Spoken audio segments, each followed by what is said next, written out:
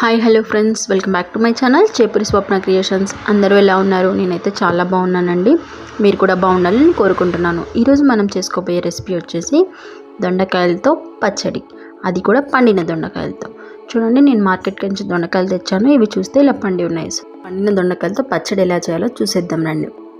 First వీటిని 1-2 సార్లు బాగా శుభ్రం చేసుకొని వీటిని చిన్న ముక్కలుగా కట్ చేసుకోవాలి. మరీ పెద్దగా కాకుండా మరీ చిన్నగా కాకుండా ఈ సైజులో కట్ చేసుకుంటే సరిపోతుంది. నేను ఇక్కడ 15-20 మిరపకాయలు తీసుకుంటున్నానండి. ఇవి కొంచెం చప్పగా ఉన్నాయి. సో కారం ఉన్న మిరపకాయలు అయితే కొంచెం తక్కువ తీసుకోండి. కారంని కూడా మీ టేస్ట్కి తగ్గట్టు అడ్జస్ట్ చేసుకోండి. అలాగే ఒక ప్యాన్ పెట్టుకొని దాంట్లో 2 టేబుల్ స్పూన్స్ ఆఫ్ మినపప్పు, 1 స్పూన్ శనగపప్పు, అలాగే 2 రెమ్మల కరివేపాకు వేసి కొంచెం ఫ్రై చేసి పక్కన పెట్టుకోవాలి. ఇప్పుడు మరొక కడాయి తీసుకొని దాంట్లో గుప్పెడు పల్లీలు, అలాగే 2 స్పూన్స్ల నువ్వులు వేసుకొని వాటిని కొంచెం ఫ్రై చేసుకోండి. ఇవి కొంచెం ఫ్రై అయ్యాక వీటిని తీసి పక్కన పెట్టండి.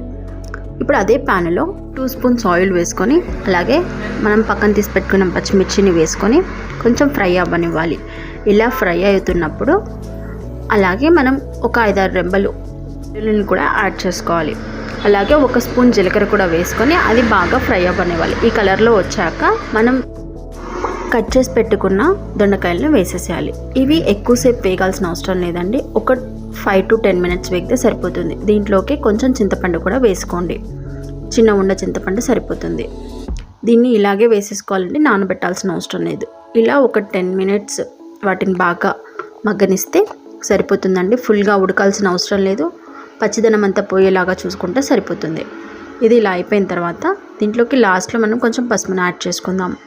చూడండి, ఇలా ఉడికితే సరిపోతుంది. మరీ ఎక్కువ ఉడకాల్సిన అవసరం లేదండి. దీన్ని కొంచెం సేపు చల్లారనివ్వాలండి.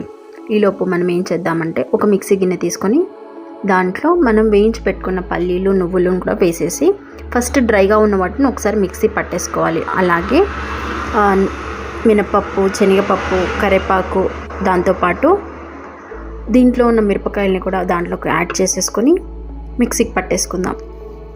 సరిపడా ఉప్పు వేసుకొని ఒక రౌండ్ ఫస్ట్ మిక్సీ పట్టుకోవాలండి. ఇవన్నీ కూడా ఎప్పుడైనా కానీ వెల్లుల్లి, పల్లీలు ఇవన్నీ కూడా ఒక రౌండ్ అయిపోయిన తర్వాత మనం అసలు ఇంగ్రీడియంట్ని వేస్తే టేస్ట్ బాగా వస్తుంది. సో అది అయిపోయిన తర్వాత మళ్ళీ దొండకాయలు వేసి మిక్సీకి పడితే ఇలా వచ్చింది. సో దీంట్లోకి మనం పోపు పెట్టేసుకోవడమే. పోపు పెట్టుకోవడానికి గిన్నె పెట్టుకొని ఆయిల్ వేసుకొని జీలకర్ర, ఆవాలు 1 స్పూన్ వేసుకొని అలాగే 2-3 ఎండుమిరపకాయలను వేసుకొని కొంచెం కరివేపాకు వేసుకొని కొంచెం పసుపు వేసుకొని పోపు రెడీ అయిపోయినట్టే. ఇలా కొంచెం ఫ్రై అయ్యాక దీంట్లో ఇది మనము పచ్చడిలోకి యాడ్ చేసేసుకోవడమే. అంతే అండి, సింపుల్గా వేడి వేడి అన్నంలోకి ఇలా పచ్చడితో తింటే చాలా బాగుంటుందండి. ఒకసారి ఇంట్లో ఈ విధంగా ట్రై చేసి ఎలా వచ్చిందో నాకు కామెంట్ సెక్షన్లో చెప్పండి. అలాగే ఈ ఛానల్ని ఫస్ట్ టైం చూస్తున్న వాళ్ళు సబ్స్క్రైబ్ చేసుకోండి, లైక్ చేయండి, షేర్ చేయండి. మీరు లైక్ చేయడం వల్ల ఈ వీడియో ఇంకొంతమందికి రికమెండ్ అవుతుందండి. Thank you, bye bye.